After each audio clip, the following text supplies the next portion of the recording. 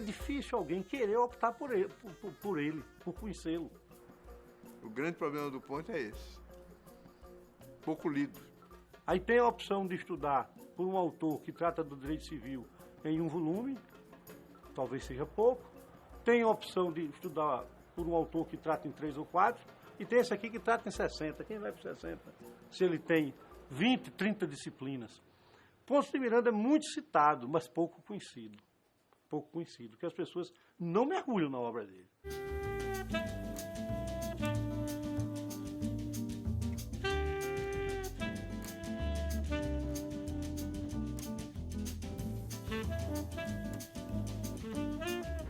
Há várias narrativas. Ele sempre se declarou nascido em Maceió, mas sempre fez referência a esse engenho Frecheiras, na época situado em São Luís de Quitumbe. Era uma coisa que ele sentia uma alegria muito grande de dizer: nasci de 6 meses no engenho de Frecheiras. Quase ninguém acreditava que ele viesse a sobreviver, a vingar. Segundo se diz, ele era muito ligado a uma tia, Francisca, que ele chamava de tia Chiquinha, e talvez essa tia Chiquinha tenha sido a única que tivesse dito: não, esse menino tem até uma frase que se atribui a ela, que ele tinha nos olhos vontade de viver e, portanto, sobreviveria. A família e os médicos achavam que nem vingaria, e ele tinha um carinho muito grande por uma tia que dizia assim: mas o olhinho dele diz que quer viver e que vai viver. E apesar de ter nascido de prematuro, foi longevo, né? Ele nasceu em 1892, a data é essa mesma, e morreu em 1979.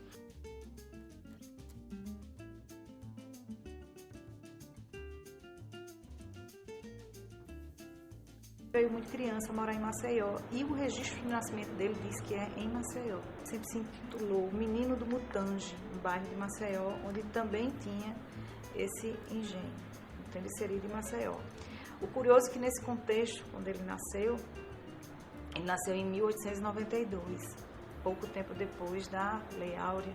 Quando ele nasceu, já era Floriano Peixoto, um alagoano também, como presidente da República Militar, que já tinha assumido uma situação perturbadora, porque o outro alagoano, Marechal Deodoro, tinha renunciado. E antes de completar metade do mandato, o regime dizia que tinha que ter uma nova eleição e não teve a nova eleição. Então ele nasceu já num contexto muito complicado, né? De rebeliões, de população indo às ruas. O pai era matemático, o avô era matemático, queria que ele fosse professor de matemática. E ele, na verdade, era matemático também, ou foi matemático também, porque ele escreveu sobre matemática.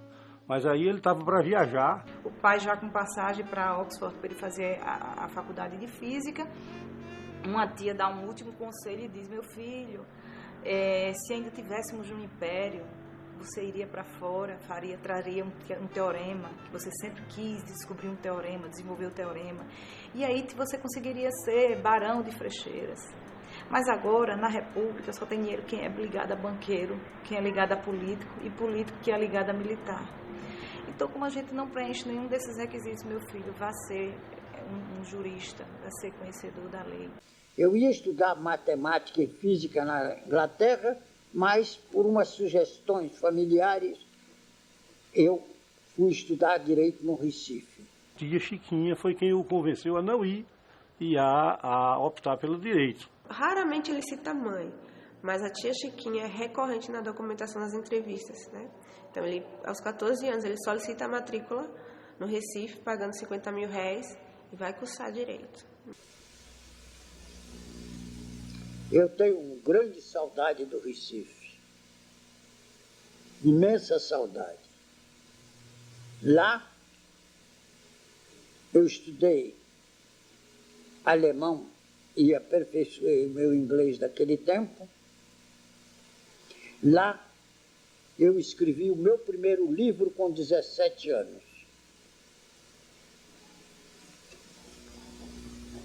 Remeti para o Rio de Janeiro, para a editora Francisco Alves, e ela mandou dizer que tinha apresentado aos grandes juristas daquele tempo e que ia publicar. Mas ia publicar em Paris, não me mandaria as provas, e publicou em Paris. Era o livro que eu tinha escrito com 17 anos. Eu não posso dizer que não devo ao Recife o que tenho muito dentro de mim.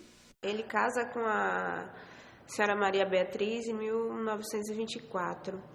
Teve um primeiro casamento, 4 filhas do primeiro casamento, um segundo casamento, uma outra filha, tem 5 filhas mulheres, né? Escreve, já no finalzinho da faculdade, ele escreve A Margem do Direito. Consta que a primeira obra dele foi em 1918, então era praticamente um rapaz.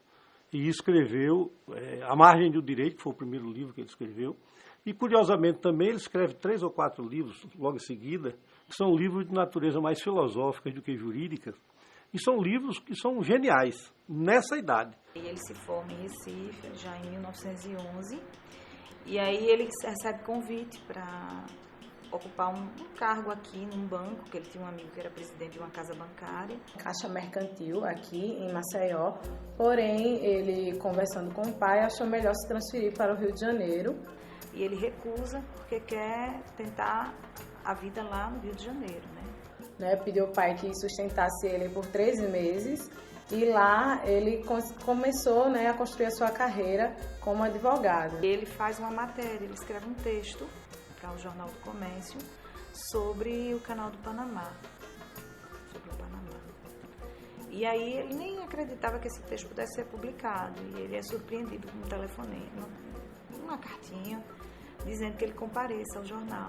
E aí o diretor do jornal disse para ele que tem uma sala para ele advogar e, em contrapartida, queria que ele fosse um colaborador do jornal.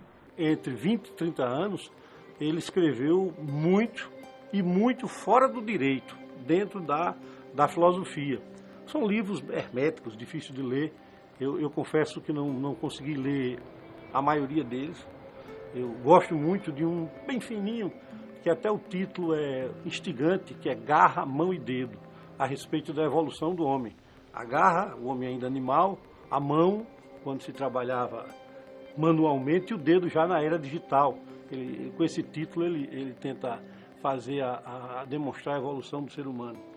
E aí começa, aí não para mais, é uma das coisas assombrosas em quem começa a ter contato com Ponce de Miranda, a extensão da obra dele. Só o Tratado de Direito Privado são 60 volumes, tem o Tratado de Direito Privado, tem o Tratado das Ações, Comentário ao Código de Processo Civil, Comentário à Constituição 69, todas essas obras que eu menciono são obras quilométricas, 9 volumes, 12 volumes, 16 volumes.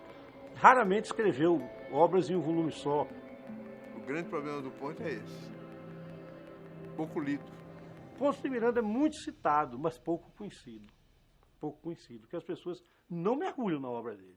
O meu pai era jurista, era juiz, mas daquele juiz que se dedica mesmo ao direito, a saber o que é o direito, e não apenas para uso externo.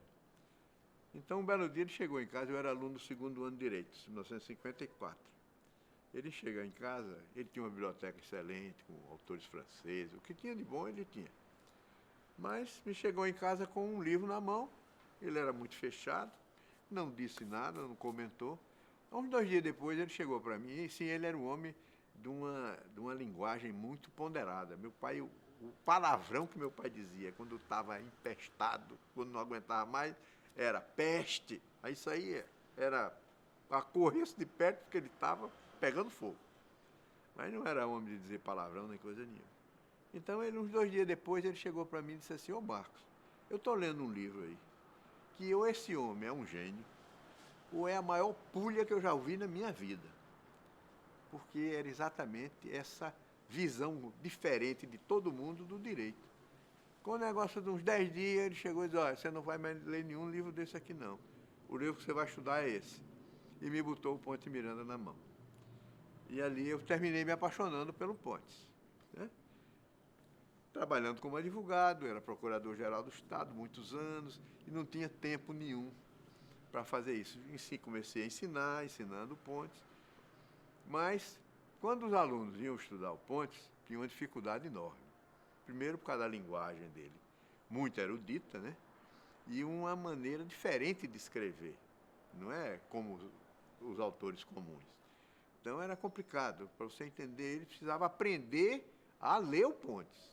Precisa isso. Ele tem livros em alemão, e não são poucos, a cultura dele é bastante vinculada à Alemanha. Em 1922, publiquei alguns artigos nas grandes revistas alemãs daquele tempo e de hoje. A sua formação como jurista? E eu não tinha ido à Alemanha. Eu mandava os artigos e publicava. Alguns até botavam nas primeiras páginas das revistas. Outra coisa que chama a atenção, o que ele escreve com 22, 23 anos, se você tomar o que ele escreveu ali e olhar o que ele escreveu com 60, porque também depois disso ele já teve uma produção muito pequena, também não tinha mais sentido exigir-se uma produção profícua em quem já tanto produziu, mas se tomar a comparação daqueles primeiros livros com os últimos, ele não se desdiz em nada. O Ponte não era só um cientista, não era só um jurista, ele era um gênio mesmo, porque trabalhava em todas as áreas. Ele não era só trabalhou no direito, não. No direito ele dominou o direito todo. Essa amplitude da atuação dele, a ponto de ter essa atividade diplomática. Ele foi juiz, foi desembargador, foi advogado. Ele escrevia sobre direito, ele escrevia sobre biologia, consta que teria inclusive descoberto uma bactéria, poeta, tem livros de poesia, livros de literatura, que eu não mencionei, mas tem alguns.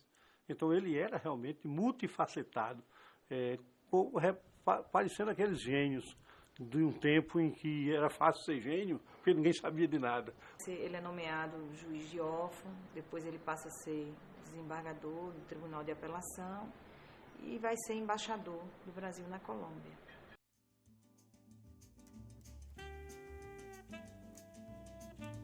Nessas relações internacionais, fazia com que ele visitasse muitas nações representando o Brasil.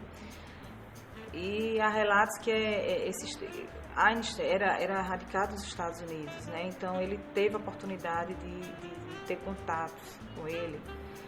E é num desses contatos que ele faz uma ressalva à teoria da relatividade sobre o enquadramento do espaço. E aí ele sugere, ponha isso por escrito, escreva isso para a próxima conferência. Recentemente, abrindo uma revista, fiquei surpreso que um grande jurista, numa revista da Alemanha, falou sobre meu curso e teve uma frase que me encantou. Ele só podia ser o que é vindo da matemática para o direito. O senhor veio da matemática? Sim. Eu continuo matemático. Quer dizer que o senhor não é um bacharel hostil ao número? Ao número? Mas não há bacharel que seja hostil ao número. Só alguma. Uma balela? Não.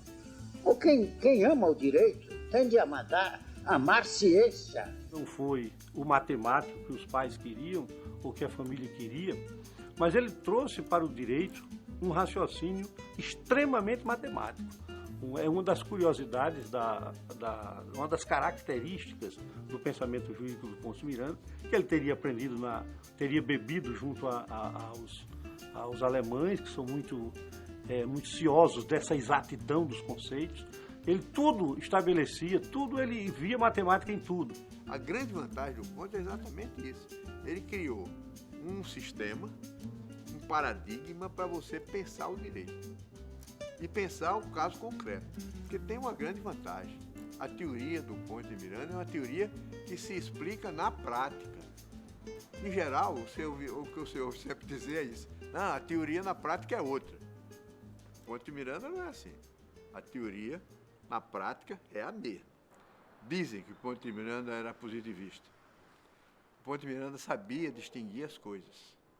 E quando ele trabalhava um sistema jurídico, ele tinha que trabalhar o sistema positivo do direito. Aí diz, era positivista? Não. Ele tinha que explicar o sistema. Então ele fazia como se fosse um corte epistemológico. Bom, aqui eu vou trabalhar como esse sistema jurídico. Vou cuidar disso aqui, como jurista. Então trabalhava e explicava aquele sistema. Mas na obra filosófica dele, na obra sociológica, nesse sistema de ciência positiva do direito, ele não mostra nada disso. Ele mostra um homem inovador, com outras ideias, com outras coisas. O direito para ele não é aquele posto pelo Estado. O direito é aquele construído pela sociedade. O Estado é a melhor maneira de dizer o direito. Mas não é ele só que diz, não. Quem diz é a sociedade. O que ele fala e deixa escrito, ele dizia que o homem ele tem que sempre buscar a felicidade, porque é importante ser feliz. A gente vê isso em vários trechos. Ele fala muito nisso. Tanto é que ele fala assim que durante o dia eu trabalho, mas à noite eu gosto de sair com os amigos ou receber meus amigos em casa, porque na vida a gente tem que também ter espaço para alegrias, porque o que importa é ser feliz. Pontes gostava de festas, de receber, de ser convidado a festas, então ele se arrumava muito bem, era um homem muito elegante. E ao lado da Minéia ele sempre estava presente nessas festas cariocas noturnas da década de 40, 50. Ele gostava, né, de sair, de estar na rua, trabalhava durante todo o dia e que costumava sair à noite, né? A gente tem registro que ele gostava de sair para jantar, discotecas, de tomar algumas bebidas, batidas de maracujá principalmente. Ele é convidado para ser embaixador do Brasil na Alemanha, mas aí ele recusa. Já na época de Hitler, então ele se negou a isso, né? O ex-presidente Getúlio Vargas teria feito esse convite a ele não aceitou. Em 1955 ele começa, né, a grande obra, dita pelos juristas, o Tratado de Direito Privado. Então essa obra ele demora 15 anos para concluir. Quase todo mundo se refere ao Tratado de Direito Privado, porque de fato é a obra magna dele em termos de tamanho, mas ele tem outros tantos, ou 3 vezes mais do que os 60 volumes do Tratado de Direito Privado, em se somar da obra completa. Se é difícil alguém ler o Tratado de Direito Privado, é muito difícil, é um esforço incompatível, por exemplo, com hoje em dia, que é essa cultura de iPhone, iPod, de computador, de linguagem telegráfica. Ler-se um volume já é muito, ler 60 é praticamente impossível. Agora, escrever isso tudo. Depois de formado, abri um escritório com mais 3 colegas, que são hoje advogados nomeada em Salvador, e nós compramos o tratado, 60 volumes do tratado, no sebo, o maior sebo que tem lá em Salvador. Compramos em 4 partes. Cada um comprou, dividiu aquilo por 4, 15 volumes. Cada um comprou 15 volumes, porque era muito caro a obra fora de catálogo e para comprar de uma vez só. Então, mas compramos, que queríamos ter aquela obra lá no nosso escritório e a obra de consulta, notadamente os primeiros volumes, que é aquilo que nos interessava mais.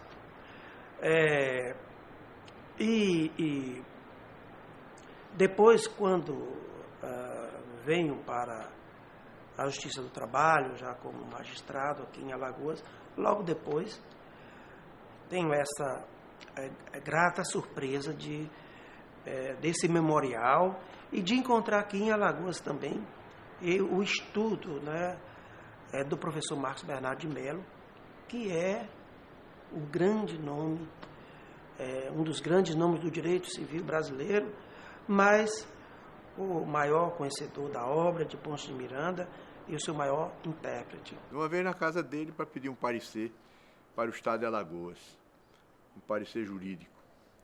E foi aí que eu tive a oportunidade de eliminar uma história que me contavam que o Dr. Pontes de Miranda, aquela obra dele notável, aquela quantidade enorme de trabalhos que ele fez, aquilo era resultado de uma equipe que trabalhava para ele. Isso aí era uma mentira. Ele, numa semana, me deu um parecer longo e, quando eu fui buscar o parecer, numa sexta-feira à tarde, ele estava concluindo o parecer, retificando a correção, fazendo as correções, e uma datilógrafa batendo aquilo à máquina. A teimosia não é um defeito, é uma virtude. O camarada que não é teimoso dentro do ramo do direito, falta ali alguma coisa, é inerente ao operador do direito a teimosia. E o Pontes de Miranda era extremamente teimoso. extremamente teimoso. Há coisas assim como ele usar um sinal gráfico que ele entende que a língua portuguesa devia ter e não adotou. Ele usa, no início das perguntas, o ponto de interrogação de cabeça para baixo, a moda dos hispanohablantes, que todos eles usam, né? Continua, o Brasil não adotou, paciência, ele adota. Há um instituto, uso capião, que é muito comum, todo mundo já ouviu falar em uso capião, que é aquela aquisição da propriedade pelo uso constante da propriedade. Todos os autores brasileiros chamam de o uso capião. Ele entende que a palavra é feminina e chama de a uso capião. Os dicionários admitem os dois, mas é ele sozinho. Eu me lembro de um filme de Tarzan, Tarzan contra o Mundo. É basicamente isso. É com os fios invisíveis do direito que se fazem as civilizações, e não com os discursos de economistas. O Pontes, ele também era uma pessoa, ele era muito, pelo que eu sei, ele era uma pessoa muito positiva naquilo que ele queria dizer. Ele não fazia questão de lhe magoar se ele tinha que dizer alguma coisa que lhe magoasse, né? Isso, naturalmente, a maioria não gosta, né? Cada ação teria um prazo próprio. Todos os autores defendiam que tinha um prazo próprio. O Ponte Miranda sozinho dizia que eram todas elas iguais, que eram 5 anos.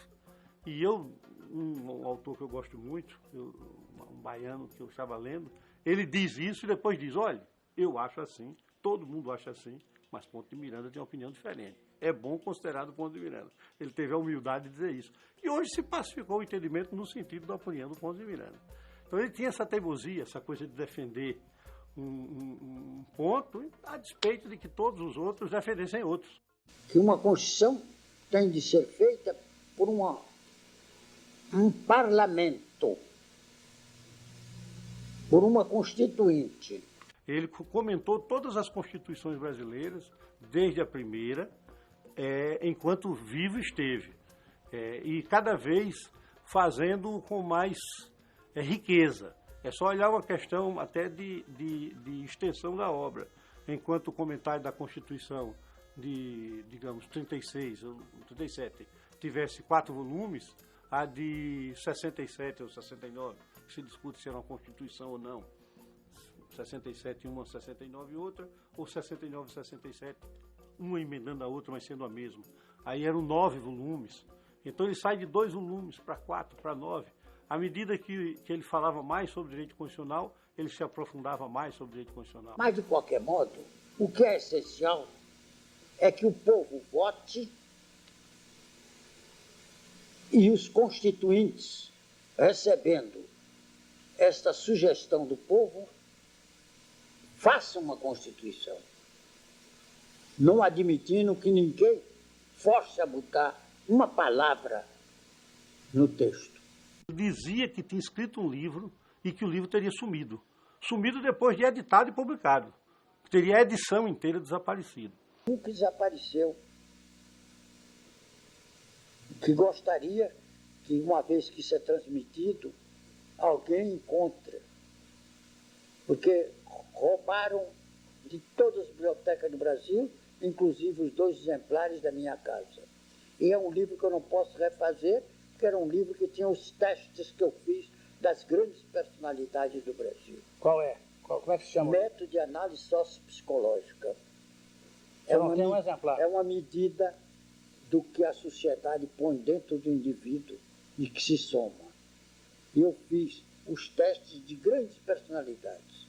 E tem o discurso de Porto Carreiro, em que ele termina no Congresso de Neurologia, Psiquiatria e Medicina Legal, aqui no Rio de Janeiro. Ele fez uma exposição só sobre o meu livro, o discurso, e termina dizendo: o meu teste feito por este livro é perfeito. Mas desapareceu o livro. Ele defenderia nesse livro, e ele defende em outros tantos, que nós somos submetidos a processos sociais de adaptação. Que ele diz que são 7 os processos sociais de adaptação. Então o direito seria um deles, a política seria outro, a economia seria outro, a arte, aí vem a religião, a moral. E ele diz que desses 7 processos sociais de adaptação, 3 são conservadores, a religião, a moral e o direito seriam conservadores. 3 seriam progressistas, como a arte, a política e a economia. E aí ele diz que teria essa história dos processos sociais de adaptação, que é absolutamente correta. E ele submete outros livros dele a esse mesmo filtro, mas ele diz que escreveu um livro dizendo que cada homem se submeteria mais ou menos a cada um desses processos. E isso faria dele alguém conservador ou alguém progressista. E aí ele submete grandes figuras do mundo a essa análise, concluindo que fulano é mais isso ou mais aquilo. E seria esse livro em que ele avalia as grandes personalidades do mundo, submetido a esse filtro, que teria desaparecido. A posse dele na Academia Brasileira de Letras, que foi algo muito marcante na vida dele, né? Era um desejo muito grande do Ponce de Miranda conseguir uma cadeira na academia. Ele tentou se eleger 3 vezes, né? Na última, no ano que ele conseguiu, foi o ano que ele faleceu. Respondo sempre quando se trata de jovem. Eu dei ordem sempre, a minha secretária, quando estudante, pode mandar subir. No dia 22 de dezembro, né, pela manhã, ele tem um infarto no miocárdio fatal e acaba falecendo nesse dia, 22 de dezembro de 1979. Ele tinha 86 anos.